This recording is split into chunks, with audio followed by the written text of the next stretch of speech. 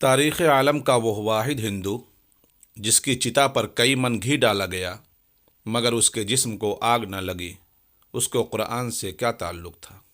معزز سامعین، تقسیم ہند کے زمانے میں لاہور کے دو اشاعتی ادارے بڑے مشہور تھے۔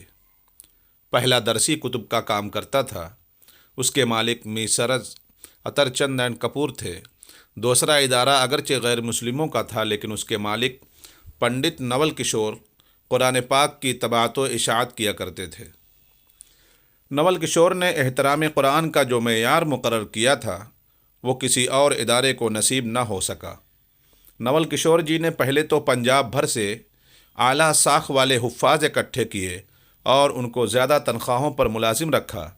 احترام قرآن کا یہ عالم تھا کہ جہاں قرآن پاک کی جلد بندی ہوتی تھی وہاں کسی شخص کو خود نول کشور جی سمیت جوتوں کے ساتھ داخل ہونے کی اجازت نہیں تھی۔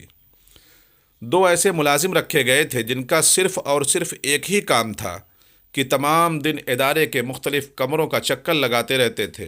کہیں کوئی کاغذ کا ایسا ٹکڑا جس پر قرآنی آیت لکھی ہوتی اس کو انتہائی عزت و احترام سے اٹھا کر بوریوں میں جمع کرتے رہتے، پھر ان بوریوں کو احترام کے ساتھ زمین میں دفن کر دیا جاتا۔ وقت گزرتا رہا اور طباعت و اشاعت کا کام جاری رہا۔ پھر بر صغیر کی تقسیم ہوئی، مسلمان، ہندو اور سکھ نقل مکانی کرنے لگے۔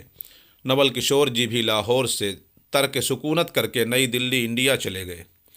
ان کے ادارے نے دلی میں بھی حسب سابق قرآن پاک کی طباعت و اشاعت کا کام شروع کر دیا۔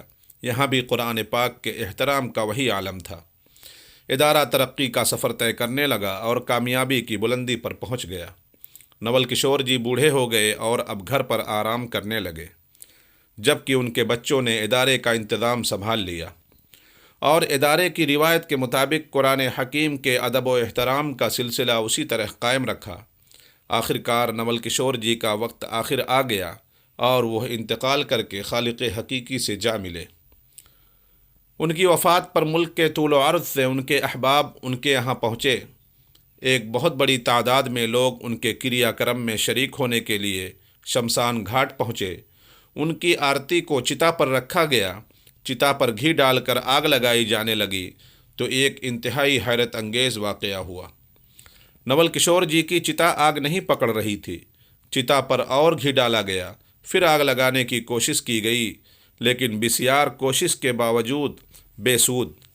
یہ ایک ناممکن اور ناقابل یقین واقعہ تھا، پہلے کبھی ایسا نہیں ہوا تھا۔ لمحوں میں خبر پورے شہر میں پھیل گئی کہ نول کشور جی کی آرتی کو آگ نہیں لگ رہی۔ مخلوق خدا یہ سن کر شمشان گھاٹ کی طرف امٹ پڑی۔ لوگ اپنی آنکھوں سے دیکھ رہے تھے اور حیران و پریشان تھے۔ یہ خبر جب جامع مسجد دلی کے امام بخاری تک پہنچی تو وہ بھی شمشان گھاٹ پہنچے۔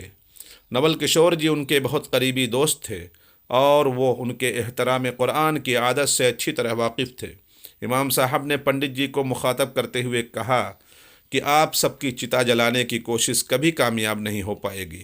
اس شخص نے اللہ کی سچی کتاب کی عمر بھر جس طرح خدمت کی ہے اور جیسے احترام کیا ہے اس کی وجہ سے اس کی چتا کو آگ لگ ہی نہیں سکے گی، چاہے آپ پورے ہندوستان کا تیل اور گھی چتا پر ڈال دیں۔ اس لیے بہتر ہے کہ ان کو عزت و احترام کے ساتھ دفنا دیجیے۔ چنانچہ امام صاحب کی بات پر عمل کرتے ہوئے نول کشور جی کو شمشان گھاٹ میں ہی دفنا دیا گیا۔ یہ تاریخ کا پہلا واقعہ تھا کہ کسی ہندو کی چتا کو آگ نہ لگنے کی وجہ سے شمشان گھاٹ میں ہی دفنا دیا گیا۔ عزیز ساتھیو، دعوتی تقاضا کے پیش نظر اس پیغام کو دوسروں تک ضرور پہنچائیں تاکہ اللہ کسی کی زندگی کو آپ کے ذریعے بدل دے۔